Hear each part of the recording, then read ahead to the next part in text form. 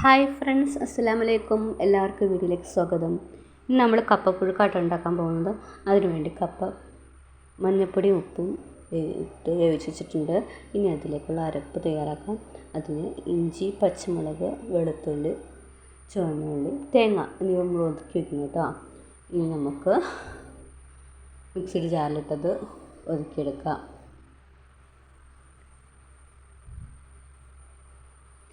നമുക്കൊരു പാൻ അടുപ്പത്ത് വെച്ച് അതിലേക്ക് എണ്ണ ചൂടാകുമ്പോൾ കടുക് പൊട്ടി, അതിനുശേഷം കറിവേപ്പില അടയണം. അത് മൂത്ത് വരുമ്പോഴത്തേക്ക്